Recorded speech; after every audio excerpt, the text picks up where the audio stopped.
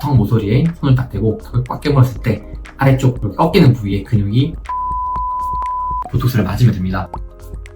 턱 보톡스는 주름 보톡스와 다르게 주기를 더 길게 가져가야 된다고 하는데 어떤 게 맞나요? 4개월마다 맞는 게 맞나요? 아니면은 더 기간을 두는 게 좋을까요? 주름 보톡스와 턱 보톡스와 같은 근육 보톡스의 차이가 있어요. 근육 보톡스는 근육의 크기를 줄이는 것이 목적이고, 근육의 크기가 줄었으면은 이제 보톡스 효과가 없어지더라도 다시 근육이 돌아오는데 시간이 걸려요. 그래서 주름 보톡스는 우리가 만들 수 없고 표정을 안 지을 수가 없기 때문에 근육의 크기를 줄이는 것이 목적이 아니라 표면층들을 조금 제한을 해서 그 위쪽에 피부층들이 접히는 이런 것들을 줄여서 주름이 자국이 덜 생기고 주름이 일시적으로 완화돼 보이는 것이 목적이고, 턱 보톡스 같이 근육 보톡스들은 우리가 근육의 전층들을 잡아서 실질적으로 근육의 위축을 일으켜서 윤곽적인 개선을 시키는 것이 목표입니다. 그래서 턱 보톡스는 당연히 보톡스 효과가 없어지더라도 근육이 돌아오는데 시간이 걸리기 때문에 개인 편차가 커요. 턱을 많이 씹는 사람들은 효과가 점점 떨어지면서 근육의 크기도 점점 이렇게 빠르게 돌아오겠지만, 질긴 거를 많이 씹거나 껌을 씹는 것과 같은 습관들이 있는 사람들은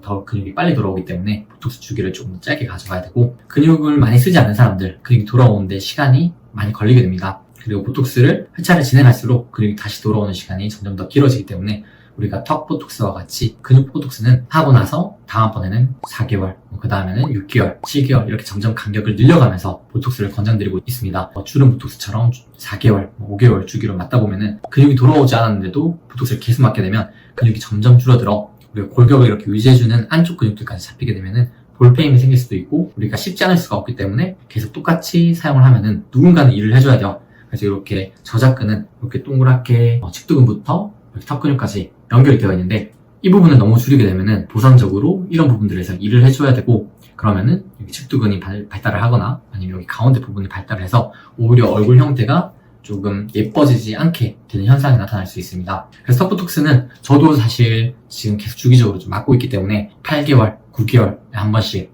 맞고 있어요. 근육을 많이 쓰지 않는 사람들은 어쨌든 최소한 4개월에서 6개월 정도 지난 후에 실질적으로 턱을 이렇게 꽉 깨물었을 때, 근육이 다시 올라왔을 때 보톡스를 맞는 것을 권장드리고 있습니다. 그러면은 주름 보톡스는 주기가 어떻게 되나요? 주름 보톡스는 사실 보톡스의 효과가 3개월에서 6개월 정도 가기 때문에 3에서 6개월 정도 지난 시점에서 근육의 움직임들이 다시 잡혀서 주름이 진다 라고 하면은 그때 맞으라고 권장을 드립니다. 하지만 대부분이 이제 보통 4개월에서 5개월 정도 지났을 때 급격하게 근육이 잡히는 그런 힘들이 줄어들기 때문에 다시 주름이 만들어지고 근육들이 접히는 부분들이 잔선들이 남기 때문에 우리가 예방적 목적으로 주름 보톡스는 보통 4개월 주기를 권장을 드리고 있습니다. 하지만 사람들마다 보톡스가 조금 더 길게 간다, 근육이 좀 더 잘 잡혀있는 기간들이 길다 라고 하시는 분들은 개인적으로 6개월 정도, 1년에 2번 정도 주기로 맞으시면 되고, 근육을 좀 많이 쓰고 보톡스가 좀 빨리 풀리는 느낌이 든다 라고 하시는 분들은 최소 간격을 3개월 정도로 잡아서 보톡스를 진행을 하면 조금 더 주름 예방 목적의 효과를 많이 보실 수 있을 것 같습니다. 보톡스를 맞으면 표정이 굳어지고 웃거나 표정을 지을 때 어색해진다고 하는데 그건 왜 그런가요? 보톡스는 실질적으로는 우리가 근육의 움직임을 제한하는 거기 때문에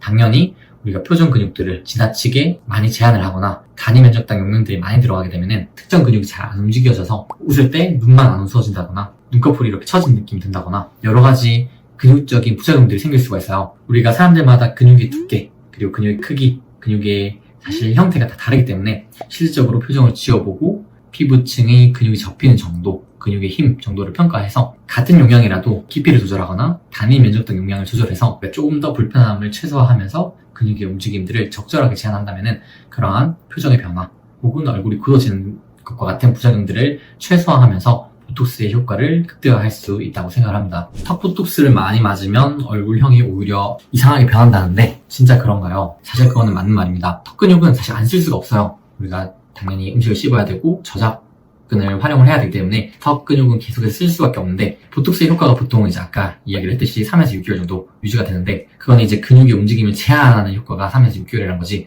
근육이 다시 돌아오는 시간을 생각하면은 훨씬 더 근육이 돌아오는 데는 시간이 많이 걸려요. 턱 근육을 많이 쓰지 않는다, 그리고 딱딱하거나 질긴 걸 많이 씹지 않는다 라고 하시는 분들은 내가 주름 보톡스를 맞듯이 3에서 6개월 정도 사이로 계속 일정하게 턱 보톡스를 맞게 되면은 안쪽 근육까지, 턱의 근육이 필요한 부위까지 계속 잡히게 돼서 점점 보상적으로 여기 위에 측두근 쪽에 근육들이 발달을 하게 돼요. 그럼 오히려 가운데가 발달해서 꽉 깨물면은 근육이 탁 올라오고 아래는 너무 없어서 쏙 들어가는 이런 기형적인 얼굴 형태가 될 수가 있습니다. 그래서 오히려 턱 보톡스는 우리가 근육을 많이 쓰지 않는 분들은 점점 더 간격을 늘려가면서 맞으라고 설명을 드리고 있습니다. 왜냐하면 보톡스를 맞으면 맞을수록 턱 근육이 돌아오는데 시간이 점점 걸리는 시간들이 늘어나요. 처음에는 이제 4개월, 그 다음에는 6개월, 7개월 이렇게 점점 간격을 늘려가면서 맞으시면 되고, 실제로 내가 턱 보톡스를 맞아야 할 때인가를 평가를 할 때 가장 좋은 거는 최소한 주기적으로 맞으시는 분들은 4개월에서 6개월 정도 이상 간격을 두시고, 손을 턱 모서리에 손을 딱 대고 턱을 꽉 깨물었을 때 아래쪽 꺾이는 부위에 근육이 볼록하게 올라왔을 때 보톡스를 맞으면 됩니다. 그래서 저도 이제 사실 주기적으로 턱 보톡스를 맞고 있는데 9개월에서 거의 1년 정도 간격으로 보톡스를 맞고 있거든요. 질긴 것들을 많이 먹거나 씹는 활동이 많다라고 하시는 분들은 당연히 6개월이 지나서도 근육이 많이 돌아올 거기 때문에, 근육이 돌아온다면은 6개월이 지난 시점에 맞으시면 될 것 같고, 근육을 많이 쓰지 않는다,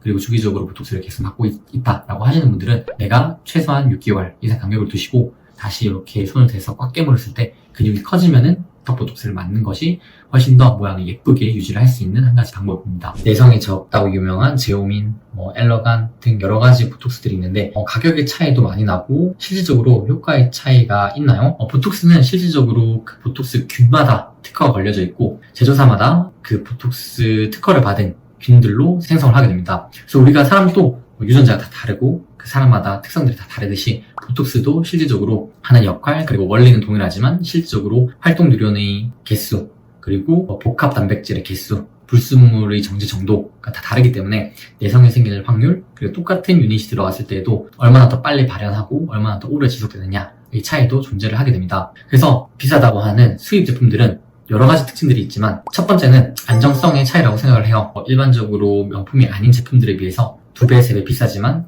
그 원단이 2배, 3배 비싼 것도 아니고 그만큼 퀄리티가 2배, 3배 높은 것도 아니듯이 보톡스도 사실 2배, 3배 비싸다고 해서 그 효과가 더 2배, 3배 오래 간다거나 부작용이 2배, 3배 적다, 이런 건 아니에요. 다만 오랜 기간 동안 승인을 받아서 사용한 제품이고 미국 FDA, 유럽 CE와 같은 여러 나라에서 그 인증 기준을 거치면서 안정성적인 부분이 굉장히 보장되어 있다는 것, 오랜 기간 동안 사용하면서 보톡스의 시술 기법, 그리고 보톡스의 정량적인 부분, 보톡스에 생길 수 있는 부작용 부분들, 그리고 효과가 얼마나 지속되느냐, 효과적인 부분들, 여러 데이터들이 많이 논문적으로 자체적으로 쌓아두었기 때문에 그런 부분들을 신뢰하고 사용할 수 있는 것이 가장 큰 특징이라고 생각을 합니다. 시술 후 주의사항이나 시술 후에 운동이나 사우나는 언제 가능한가요? 시술 후 주의사항은 우리가 지혈을 할 때 문지르게 되면은 보톡스가 주변에 원하지 않는 근육들로 확산이 돼서 흡수가 될 수가 있기 때문에 문지르거나 이렇게 마사지를 해주는 거는 당연히 피해 주시는 게 좋습니다. 운동이나 찜질방 사우나는 심부 온도를 높이면서 보톡스 효과를 이제 떨어뜨릴 뿐만 아니라 온도가 높아지면은 이제 약물의 확산을 좀 촉진시켜서 내가 원하지 않는 부위까지 보톡스의 효과를 미칠 수가 있기 때문에 24시간 동안은 몸 체온이 많이 올라갈 수 있는 심한 운동이나 찜질방 사우나 같은 체온을 올릴 수 있는 그러한 것들은 피해주는 게 보톡스 시술 후에 지켜야 할 수칙이라고 생각하시면 좋을 것 같습니다. 그래서 보톡스는 잘 쓰면 굉장히 도움이 많이 되고 주름 예방을 하고 윤곽을 개선해주는 그런 도움이 되는 약품이지만 잘못 쓰면은 모든 약들과 마찬가지로 오히려 해가 되고 부작용들이 더 클 수가 있습니다. 그래서 이러한 내용들을 좀 더 잘 알고 보톡스 시술을 맞는다면은 조금 더 안전하고 효과적인 보톡스 시술들을 할 수 있다고 생각을 합니다. 오늘 이제 보톡스 내용은 여기까지 준비를 했고, 내용 도움이 되었다면 좋아요, 구독 부탁드립니다. 다음 내용도 알차고 도움이 되는 그런 내용들로 준비를 해보도록 하겠습니다.